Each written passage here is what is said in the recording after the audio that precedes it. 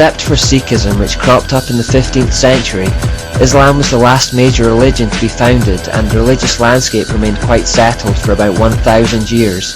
There was Hinduism, which primarily dominated India, various forms of Buddhism in the Far East, Islam in the Middle East, and Catholicism in Europe. To keep us focused and on track, we're not going to examine the other world religions in any detail at the moment, but you will find if you explore them that the same themes keep coming up.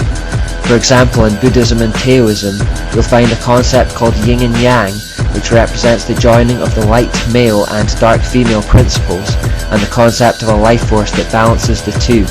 You'll find that bulls are sacred in Hinduism, stemming from the ancient idea that Nimrod was represented by a bull.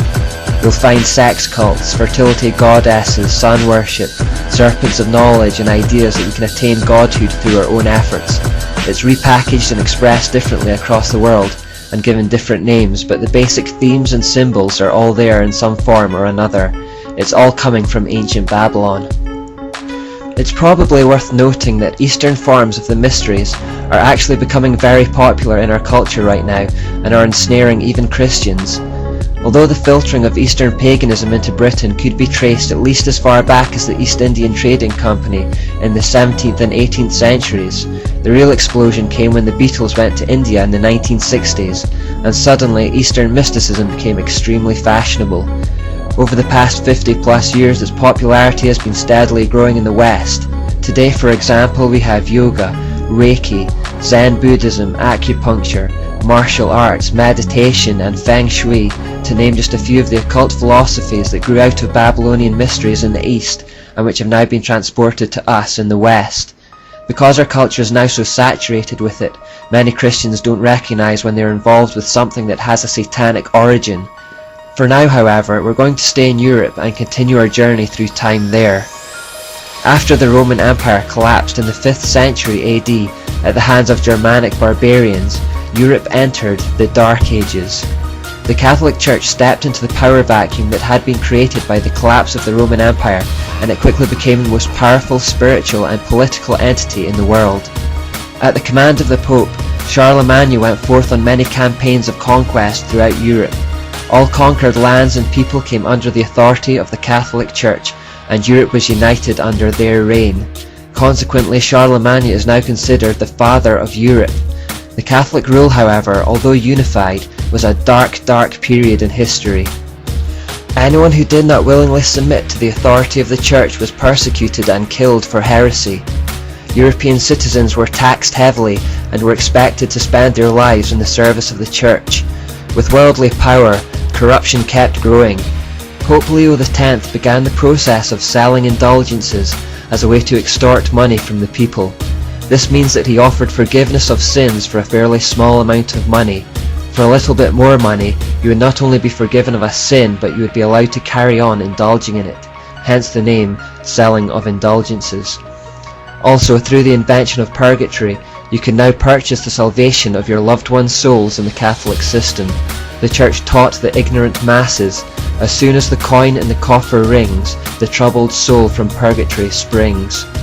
Pope Leo X showed his true feelings when he said, "The fable of Christ has been quite profitable to us."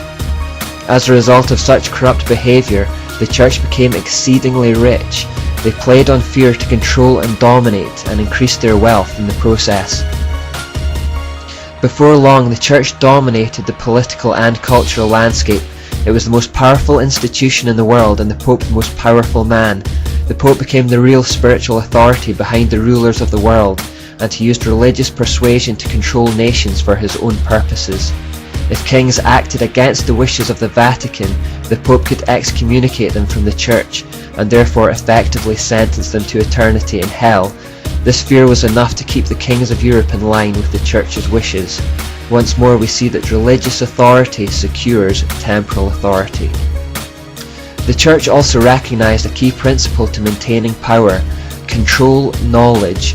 Knowledge really is power, and so with this in mind, it endeavoured to block all independent learning and scientific progress. In this way, the people would be forced to depend on the Church's hierarchy for information, and the dependency would consolidate the Church's power. This is primarily why the era has become known as the Dark Ages. In 500 AD, for example, the Bible was available in 500 languages. By 600 AD, the Catholic Church had restricted it to just one language, and that was Latin. Latin was already a dead language by this time, understood only by priests. In this respect, people became utterly reliant on the Catholic Church for information and knowledge about God. If the Catholic Church said something, people had no choice but to believe it and to act accordingly because they had no direct access to the Bible themselves. By keeping the population in ignorance and dependent on their instructions, the church hierarchy could play them like puppets. This deliberate construction of a knowledge-based hierarchy is an occult trait. As Martha Acklesberg said, "Hierarchies make some people dependent on others, blame the dependent for their dependency, and then use that dependency as a justification for further exercise of authority." Throughout the Dark Ages, the corruption kept growing.